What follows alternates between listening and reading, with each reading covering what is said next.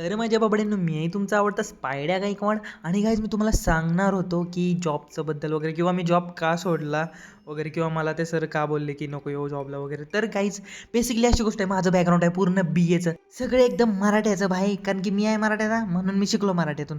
तर बेसिकली मी त्यांना सांगितलं होतं हे सगळं माझं बॅकग्राऊंड वगैरे बद्दल आणि ते मला बोलले होते एक वीक मला ते फोन लावत होते की ये भाई आपण आल्यावरती बघू सगळं मॅनेज करू गोष्ट. मी त्यांना सगळं सांगितलं होतं की मी पूर्ण फ्रेशर आहे आणि ते बोलले होते फ्रेशर असू दे आम्हाला फ्रेशर पाहिजे आम्ही शिकवू तुला वगैरे. आणि अचानक सडनली ते येऊन मला बोलले की तुझं बॅकग्राऊंड आम्हाला माहीत नव्हतं किंवा आम्ही ऐकलं होतं की आता BE तर मेकॅनिकलमध्ये. तर मी त्यांना सांगितलं होतं की मी BA केलं इकॉनॉमिक्समधून. तर आता मला सांगा BE मेकॅनिकलच्या फील्डमध्ये इकॉनॉमिक्स कुठून येतं. बरं ते झालं आणि त्यांनी अचानक इनडायरेक्टली माझ्यासमोर दुसरा मुलगा अपॉइंट केला आणि भाई मला ते काय बोलले असतील की आमच्याकडे सध्या टाईम नाही आहे तुझ्यावरती टाईम हे करायला इन्व्हेस्ट करायला, कारण की आमच्या इथं गडबड चालू आहे खूप काम वगैरे चालू. तर मी बोललो ठीक आहे मग ह्या गोष्टी आधीच सांगायला पाहिजे होत्या ना. मग दुसरा मी जॉब जिथं जॉईन केला ना भाई, मी बेसिकली तुम्हाला सांगतो मी कुठून पळ नाही काढत आहे.